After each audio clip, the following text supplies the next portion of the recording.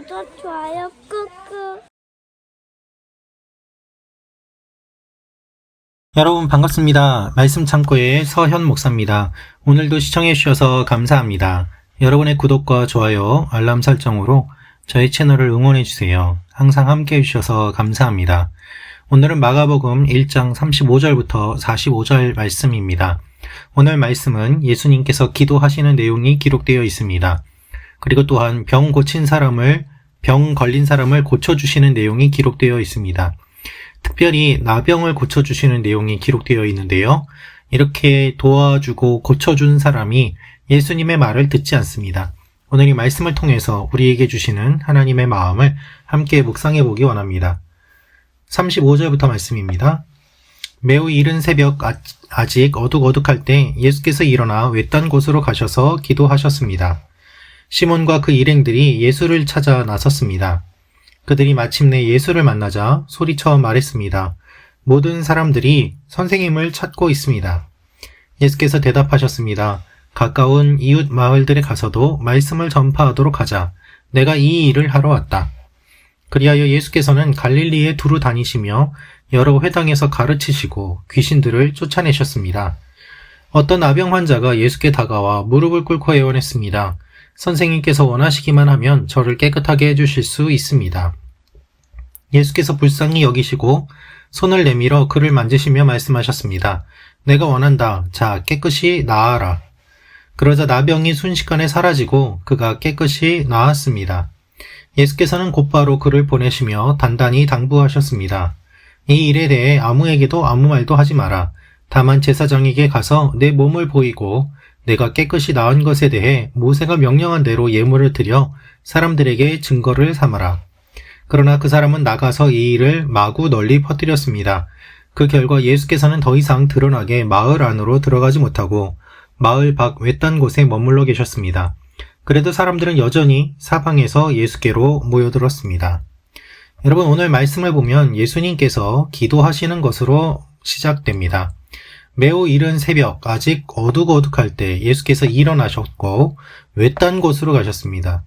여러분, 아침 일찍, 이른 시간, 그리고 장소가 기록되어 있는 것이죠. 예수님께서 일찍 일어나시고 외딴 곳으로 가셨고 그곳에서 무엇 하십니까? 기도하십니다. 그렇다면 외딴 시간과 장소를 찾아가신 이유를 알 수 있습니다. 기도하기 위함이고 기도는 곧 하나님과의 교제를 의미하기 때문입니다. 하나님과 교제하기 위하여 집중하신 것이죠. 여러분, 예수님은 삼위일체 하나님이시지만 예수님은 기도를 통해서 하나님과 또한 깊은 교제를 나누십니다. 제자들이 찾아왔을 때 기도하고 계셨습니다. 이것은 습관이었습니다. 예수님은 분주한 가운데서도 기도를 놓지 않으셨고 또한 기도하심으로 말미암아 우리에게 기도의 본을 보여주신 것입니다. 아무리 바빠도 예수님은 기도하셨습니다. 기도가 예수님의 모든 사역의 힘이었습니다. 시몬과 그 일행들이 예수님을 찾아 나섰습니다. 여러분, 여기서 알 수 있는 사실이 있죠. 시몬과 그 일행들이 찾아 나셨다는 것은 제자들은 기도하지 않았다는 것이죠. 예수님을 따라가지 않았습니다. 예수님 혼자 기도하셨습니다. 이것을 보면 예수님께서는 매번 기도하러 가셨는데 제자들은 기도하지 않고 예수님과 함께하지 않음을 알 수 있습니다. 기도하지 않으니까 어떤 일이 일어납니까? 영적인 일을 모릅니다. 이것이 제자들의 특징이었습니다. 여러분, 예수님이 제자들을 부르시지 않았습니까? 그러면 예수님이 기도하러 가실 때 제자들은 예수님을 따라가는 게 당연하겠죠. 아무리 예수님이 혼자서 외딴 곳을 찾아가셨다고 하더라도 그 옆에서 기도하면 되지 않습니까? 그러나 제자들은 그렇게 하지 않았습니다. 그렇게 하지 않으니까 예수님이 어디 계신지를 모르는 것이죠. 여러분, 우리가 기도하지 않으면 하나님의 일이 보이지 않습니다. 하나님의 일이 보이지 않으니까 자꾸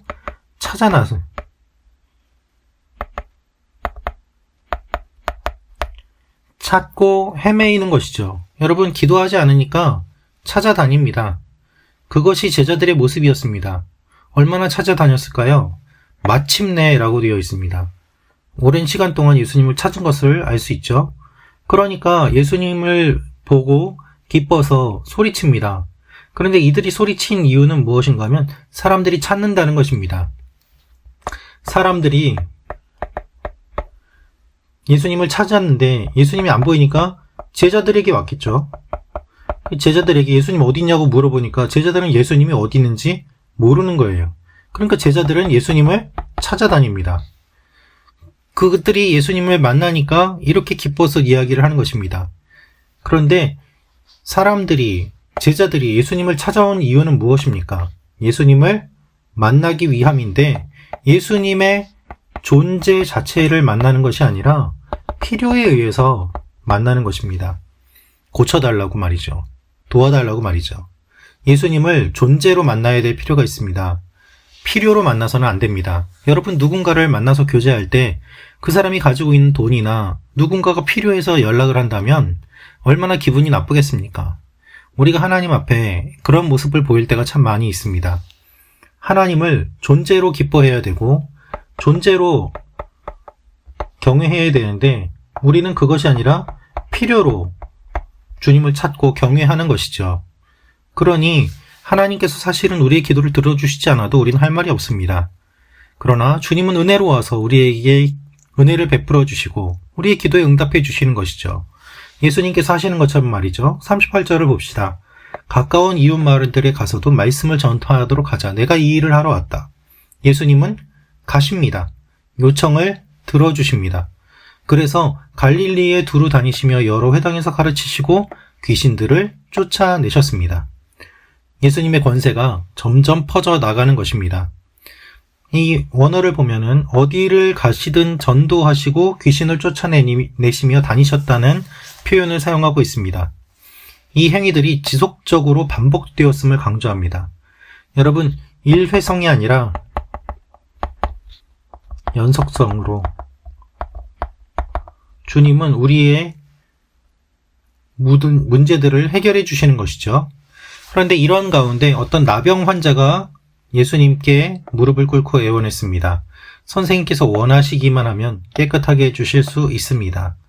여러분, 당시에 나병은 매우 흔한 병이었고 또한 무서운 병이었습니다. 이 병의 무서움은 무엇인가 하면은 육체의 병뿐만 아니라 나병에 걸리면은 사회적으로 격리되는 상황이기 때문에 생활을 할 수가 없었습니다. 공동체에서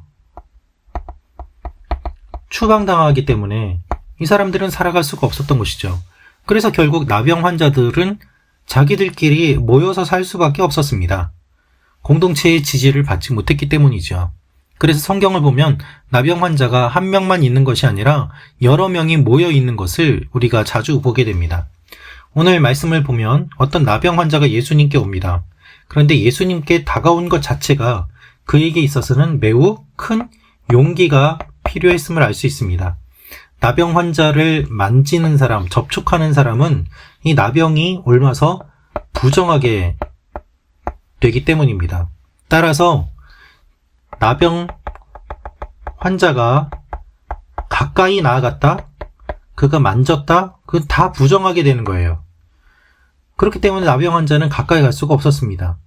그런데 나병 환자는 예수님께 나와왔죠. 그러니 얼마나 용기가 필요했겠습니까? 예수님께서 그를 보시고 불쌍히 여기실 수밖에 없었습니다. 그리고 그 용기를 보셨지요. 손을 내밀고 만지시며 말씀하셨습니다. 여러분, 여기서 손을 내미셨다는 것이 중요합니다. 사람들은 다 도망 다니는데 예수님은 오히려 손을 내미십니다. 사람들은 나병에 닿으면 부정으로 전염됩니다. 왜요? 부정을 이길 힘이 없기 때문입니다. 그러나 예수님께서는 부정을 거룩으로 바꾸어 주십니다. 이것은 예수님의 능력입니다. 그래서 깨끗이 나으라고 선포하시는 것입니다. 나병 환자는 시체와 다름없다고 간주되었습니다. 나병 환자에게 손을 대는 행위는 율법에 부합하지 않습니다. 그러나 예수님께서 손을 대셨을 때 치유되었기 때문에 예수님은 이 율법의 목적을 초과 달성하셨어요. 예수님은 율법을 폐지하시지 않고 완성하셨습니다. 지금까지 하나님께서 손을 대지 말라고 하셨는데 예수님 왜 손을 대는가? 사람들은 율법을 어겼다고 오해했습니다. 그러나 하나님께서 손을 대지 말라고 하신 이유는 무엇인가 하면 이 나병을 이길 힘이 사람들에게 없었기 때문에 사람들을 지켜주시기 위함이었습니다. 하지만 예수님은 나병을 고칠 능력이 있습니다. 그래서 예수님께서 손을 뻗어서 고쳐주신 것이죠. 그러자 나병이 순식간에 사라지고 그가 깨끗하게 되었습니다. 오늘 말씀을 보면 신속하게 곧 바로 즉시 나았다는 것이죠.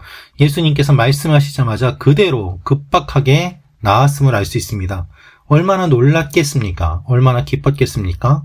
예수님께서는 그런데 43절 말씀을 보면 단단히 당부하십니다. 꼭 지켜야만 한다고 말씀을 하시는 것이죠. 이 일에 대해 아무에게도 말하지 말라. 제사장에게만 가라. 제사장에게 가서 보여주어야만 하는 이유는 무엇인가 하면은 사회적으로 회복을 위함입니다. 제사장의 인정을 받아야지 공동체에 들어올 수 있었기 때문입니다. 그런데 이 배경을 우리가 잘 알 필요가 있는데요. 나병이 완치되었다는 사실 자체는 제사장에게 알려서 검증받도록 하셨습니다. 검증받지 않으면 치유된 후에도 가정이나 사회로 복귀할 수 없었기 때문입니다. 예수님께서는 나았다는 검증 절차를 통해서 사회로 복귀하도록 확인받기를 원하셨습니다. 그리고 제사장만이 나병 환자의 치유를 확인해서 정결함을 선언할 수 있었습니다. 이 선언을 통해서 이 사람은 사회적으로 회복되고 사람들과 교제할 수 있고 사람들이 가까이 할 수 있었던 것이죠. 지역 제사장에게 확인받은 후 예루살렘에 가서 정결 선언을 받고 정해진 제물을 드려야 했습니다. 예수님은 이것을 다 아시고 이 절차를 진행하신 거예요. 그래서 이렇게 말씀을 하셨는데 이렇게 말씀하시는 가운데 예수님은 이 일에 대해 제사장 말고 아무에게도 말하지 말라고 하셨습니다. 메시아 정체를 숨기고자 하신 이유는 무엇일까요? 유대인들이 군사적인 수단으로 정치적인 해방을 원했기 때문에 예수님이 메시아라고 알려지면 예수님을 그러한 메시아로 오해했을 것입니다. 예수님은 하나님의 계시에 따라서 대속의 죽음을 통해 마귀로부터 해방되는 새로운 출애굽을 행하셔야 되는데 정치적인 메시아라고 사람들이 오해할 것이기 때문에 당분간 이 사건이 알려지는 것을 원하지 않으셨던 것이죠. 여러분, 이 예수님의 계획과 또 의도가 담겨 있습니다. 그러나 이 사람은 어떻게 했을까요? 나가서 이 일을 마구 널리 퍼뜨렸습니다. 이 내용을 살펴보면 치유받은 사람이 전파하는 행위가 반복적이라는 것을 알 수 있습니다. 한 번이 아닙니다. 계속 만날 때마다 말하고 다녔다는 것입니다. 그 결과 어떻게 되었습니까? 예수님께서는 더 이상 마을 안으로 들어가지 못하고 외딴 곳에 계셨어요. 예수님의 의도와는 다르게 일이 진행이 되었던 것입니다. 그래도 여전히 사람들은 모여들었긴 했습니다. 그러나 예수님의 의도와는 달랐던 것이죠. 왜 이 사람은 이렇게 이야기했을까요? 기뻐서 그랬을 수도 있습니다. 이해는 할 수 있습니다. 그러나 하지 말라면 안 해야죠. 주님이 하지 말라면 안 해야 되는 것 아닙니까? 주님이 고쳐주셨는데 왜 이렇게 말을 듣지 않을까요? 이것이 본성입니다. 여러분, 우리의 본성은 결코 선하지 않습니다. 우리는 그럴듯하게 살아가지만 사실은 끝까지 주님의 말씀을 들으려고 하지 않는 악한 마음이 있습니다. 이것을 기억해야 됩니다. 그래서 오늘 말씀을 통해서 우리는 우리의 모습을 돌아봅니다. 끝까지 내 맘대로 완고하게 예수님의 말씀을 들으려고 하지 않는 우리의 모습, 주여 우리를 불쌍히 여겨 주옵소서. 기도하겠습니다. 주님께서 고쳐주시고 또한 말씀하시는데도 듣지 않는 이 사람의 모습을 봅니다. 주님, 우리를 불쌍히 여겨 주옵소서. 끝까지 주님 말씀을 듣지 않으려고 우리 자신을 주장하며 내 생각과 내 마음대로 신앙생활을 하려고 하는 것들, 주여 우리를 불쌍히 여겨주시고 주님 말씀대로 사는 하나님의 사람들 되게 하여 주옵소서. 예수님의 이름으로 기도합니다. 아멘.